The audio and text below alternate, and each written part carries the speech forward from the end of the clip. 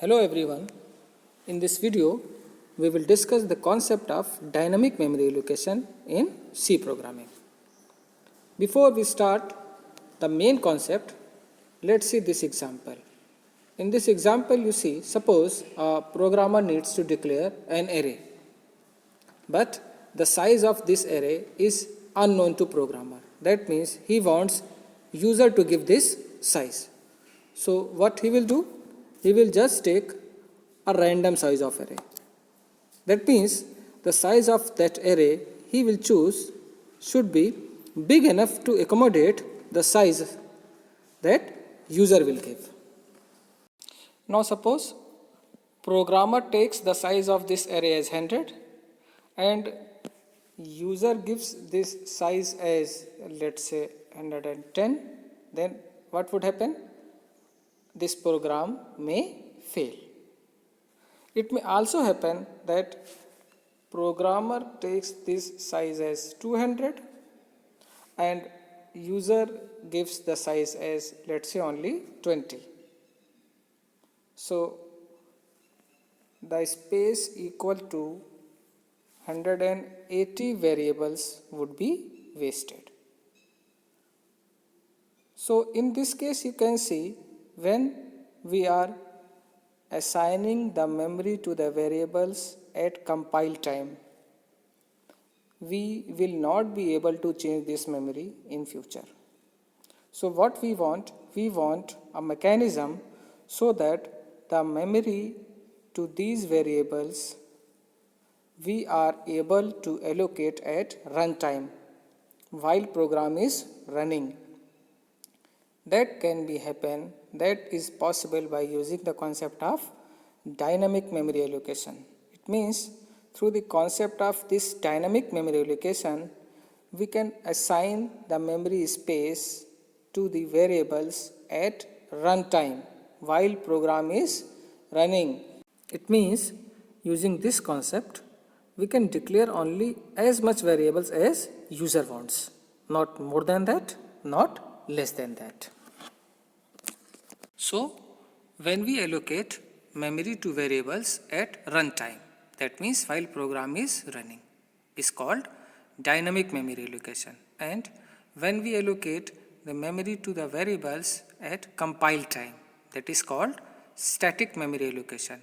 And in static memory allocation, we cannot change the space which is allocated to the variables. While in case of dynamic memory allocation, as and when required, we can change, we can modify, we can delete the allocated space at runtime. We will discuss 4 dynamic memory allocation functions here: malloc, calloc and realloc. These functions are used to allocate memory at runtime, or you can say dynamically, and a function free which will be used to deallocate the memory which is allocated dynamically. And to use these functions, we will also include a header file alloc.h. Now let's discuss this malloc function. This function is used to allocate the memory at runtime. It uses required size in bytes as an argument. That means we pass the number of bytes we require to allocate for the variables as an input to this function. The syntax of this function is this. So we will write malloc, and in this round bracket we will provide the number of bytes. Example, if I write malloc 20, then 20 bytes of space will be allocated at runtime. And suppose if we do not know the size of data type, then we can use size of operator. Like suppose if we want to allocate the memory to 5 integers, we can write like this: malloc and in bracket 5 into size of int. So this size of operator will give the size of integer. So it will allocate the space required to store 5 integers. Suppose I write malloc 20 in a program. Then when this line will be executed, a block of 20 bytes will be allocated, and this malloc returns the address of this block also. So we can store this address into a pointer, and through pointer we can use this space. But by default, the address returned by this malloc function is of type void. So if we want to write the values of integers into this space, first we need to convert this address space from void pointer to integer pointer. Or suppose if I want to write some float values into this address space, then first we will convert this address space from void pointer to float pointer. Since by default the address returned by this malloc function is of type void. Suppose I want to allocate the space for 10 integers.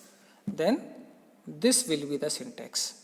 First we will declare an integer pointer, then we will write p is equal to integer pointer malloc 10 into size of int. So this malloc will allocate this much of bytes and the address will be returned. Here you can see I have written integer pointer. So here we are converting the address returned by this malloc into integer pointer. So through this we are converting this address space into integer pointer so that we can write the integer values into this space. So basically this is the syntax to convert a void pointer into integer pointer. Now we can understand this with example also. So here I am taking an integer pointer n, and the size which we want to declare for array, let's say, will be entered by the user. Let's say user gives the value of this n, then we will write p int pointer malloc n into size of int. So this malloc will allocate the space equal to n into size of int. That means this will be equal to n integers, and here we are doing type casting so that the type of this address space can be converted from void to integer. Then we can use these values.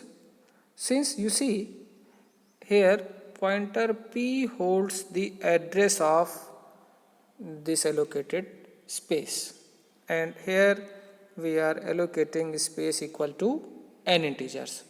So p first will point to the first integer. That means you can say p holds the address of this first integer. So if I write asterisk p, we can refer to this value. And if I do p plus plus, what will happen? The scale factor will be applied. So if I do p plus plus, then p will point to the next integer. Then at that point if I write asterisk p, then this asterisk p will refer to this second integer. So to scan all these values, we will take a loop, and in loop we can scan all these values. And here you can see that I am writing p plus I here. P plus I means what? P is the address of first integer, p plus 1 is the address of second integer, p plus 2 is the address of third integer. So this is why p plus I is what? Is the address of I plus 1, I plus first integer. And if I write the sign of asterisk before this address, we can get the value. So through this for loop we can scan the values, and to print all these values, the syntax will be star p plus I. This is equivalent to this one. So here you can see that p is the address of first element and star p is the value of that first element. That means the value at index 0. The same way p plus 1 is the address of second element and star p plus 1 is the value of second element. That means the value at index 1. The same way p plus I is the address of ith element and star p plus I is the value of ith element. That means the element at index I. So through this pointer we can assign the space equal to the value which user gives. If user gives the value of n is equal to 10, then space of 10 integers will be allocated. If user gives n is equal to 20, then space of 20 integers will be allocated. And suppose if we want to release the allocated space at runtime dynamically, then we can use this free function.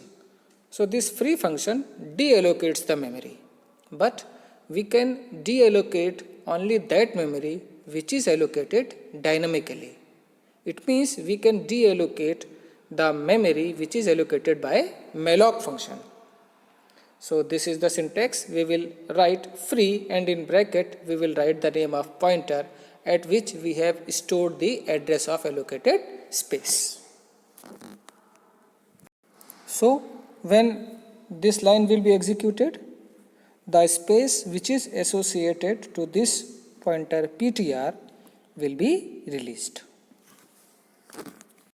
And suppose if we want to change the allocated space, then we use realloc function. This realloc function can change, that means can increase or can decrease the allocated space. This is the syntax. So this realloc takes two arguments. First, the name of that pointer, and second, the new size. Like suppose here through malloc we are assigning the size equal to 100 integers, and suppose we want to change this size from 100 to 200 integers, then we can write ip is equal to integer pointer realloc ip comma 200 into size of int. So this realloc will change that allocated space from 100 integers to 200 integers, and the address of the same address space will be returned to this pointer ip, and we can use that space through this pointer ip. And now this calloc function. This calloc function is same as malloc. That means this calloc function is also used to allocate the memory to the variables at runtime. But there are two main differences between malloc and calloc. First, the memory space allocated by the calloc function is by default initialized with 0, while in case of malloc it is initialized by a garbage value. Second, calloc requires two arguments, the number of items and the size of each item, while in case of malloc we pass only one argument. So here is the main difference between malloc and calloc. With malloc, the allocated space could have any value, a garbage value, while in case of calloc, the values stored in the allotted memory space are 0 by default. Malloc requires only one argument, that is the size in bytes, while calloc requires two arguments. First, the number of variables we would like to allocate. Number two, the size of each variable. And here is the syntax of these two.